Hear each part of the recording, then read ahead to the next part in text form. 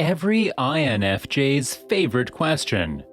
With natural skepticism and a constant need to dig deeper, there's no doubt that INFJs have a natural tendency to question themselves and their surroundings. In fact, questioning things is a human trait that just about every type has the ability to do, but for the INFJ, it seems like they never quite settle on a legitimate conclusion. Welcome, or welcome back, Psycho! Today's video is all about the INFJ's favorite question. The question that gives them the titles of curious creatures and deeply complex thinkers. But before we get into the video, have you liked and subscribed to our channel? Go ahead, and be sure to click the notification bell while you're there so that you never miss a video. So, what exactly is this infamous INFJ question, you ask? Well, it's not who, what, when, or where, but why. INFJs love to ask why. In fact, the INFJ couldn't even be completely themselves without asking this necessary question throughout their lives. And so, rightfully so, you're probably wondering why exactly is the NFJ so fixed on asking this seemingly mundane question? Well, there are a few reasons behind this curiosity. Number 1. They genuinely want to better the world. INFJs are the ultimate askers and seekers, and as a result, there comes a time in every INFJ's life that they begin to realize that not everybody cares to question the reasoning behind their actions. They begin to see the truth behind humanity, and that's that most people don't mind to just do something because they were told to do it, just to avoid the hassle of trivialities. Ignorance is bliss, and for the general population, questioning life makes life a whole lot more difficult. So, for the INFJ who can't stop questioning even if they wanted to, they begin to take it upon themselves to encourage people to begin questioning the status quo. INFJs make it a mission to take things out of the neat little boxes society has organized them in to shine a spotlight on the hidden indecencies and illusions of the world. This is why so many INFJs are known for being interested in conspiracies and alternative living choices, because through years of questioning why, they can't unlearn what they've learned. Number 2. Self-improvement. Why is how the INFJ navigates through the world and how they make their biggest life choices. They wouldn't follow anything blindly without first asking why they're considering it. With self-improvement being such a major drive behind the INFJ's life choices, why comes up a lot when INFJs are self-analyzing. If they're unhappy at a job, they won't simply take that feeling and prepare to flee, but instead, they question every aspect about their job. The original "why do I dislike my job" question becomes a series of smaller, more important reflection questions, such as how miserable is the commute? Have I taken on tasks that wasn't originally agreed upon? Am I ready for a new life endeavor? Is there a way I can restore my enjoyment at my job? Do I have any time for myself anymore? And the list goes on. They can easily outweigh the pros and cons intellectually in order to reach a rational and intuitive decision. Like we always say, INFJs refuse to take things at face value, and that includes their personal feelings. Number 3. Relationships and connections. Why do you always do that? To anyone that doesn't know any INFJ, simple why questions like that can certainly come off as intrusive and rude. However, for the INFJ's closest people, they'll know that there's a decent level of genuinity behind their curiosities. In fact, any INFJ is lucky to have a small group of people that they can genuinely trust and let in, because with the tendency to ask why, comes a host of underlying skepticisms and unfortunate doubts.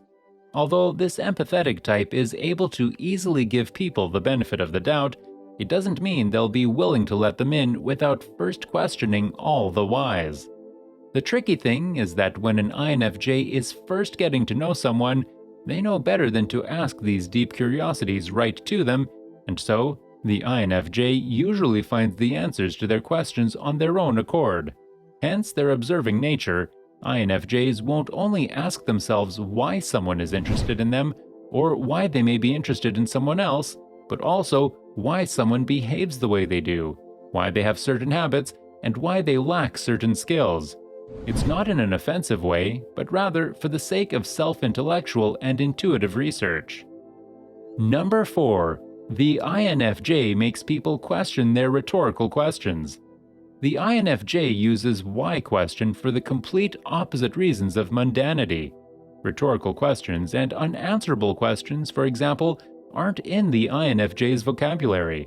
And so, questions like why me or why can't it be my turn to get a break come with a hefty price when you're asking them to an INFJ, because they will actively attempt to answer that exact question. Not that they don't notice when someone isn't being literal, but because they use questioning to broaden their knowledge. So, when a question is presented to an INFJ, their minds can involuntarily try to sort through their extroverted sensing information that has been observed over time to find a logical answer to present. In other words, if someone asks, "Why me?" INFJs don't resort to the classic, "That's just the way the world works," or "Nobody said it was going to be easy," but instead look back at the series of events that resulted in this feeling and then suggest a different direction. Number 5. To avoid lack of purpose.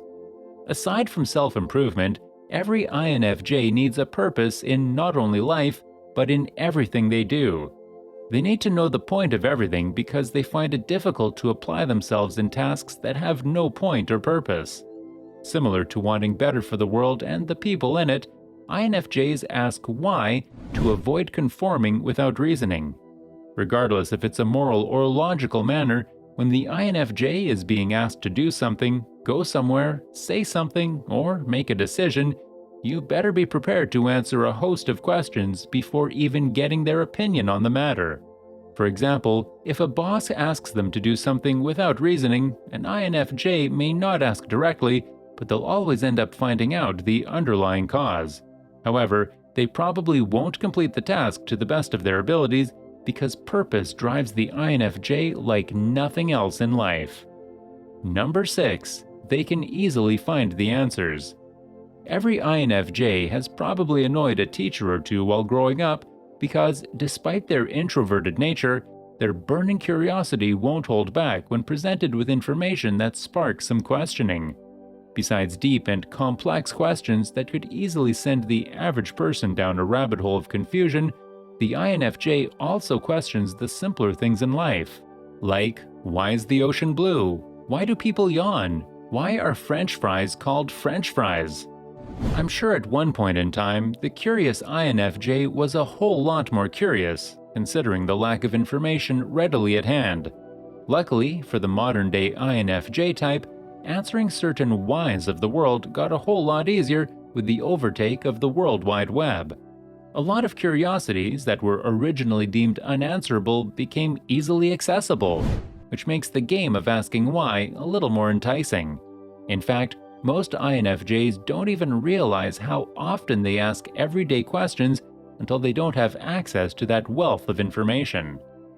Number 7. They actually can't help it. The reasoning behind the notorious INFJ why questioning is that, quite frankly, they just can't help themselves. With their unique function stack of introverted intuition, extroverted feeling, introverted thinking, and extroverted sensing, INFJs are natural advocates with notably high moral standards. From earlier on in childhood, INFJs resort to quenching their curiosities by challenging their authority figures and the information or rules imposed on them.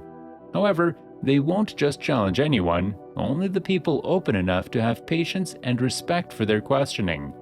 Because while on one end of the token is the INFJ's burning curiosities, the other end holds their people-pleasing obligation. Even from a young age, INFJs begin to observe who they can trust to ask questions and who they may offend. And, as a result, unfortunately, an INFJ who is shut down early on for asking too many questions can be faced with some serious turmoil. Well, that's it for today, psychos. So, if you're an INFJ yourself, what is the most life-changing why question you've asked yourself? Let us know in the comments below. Also, don't forget to leave us a like, share this video with your friends, and also subscribe to our channel for more psycho videos.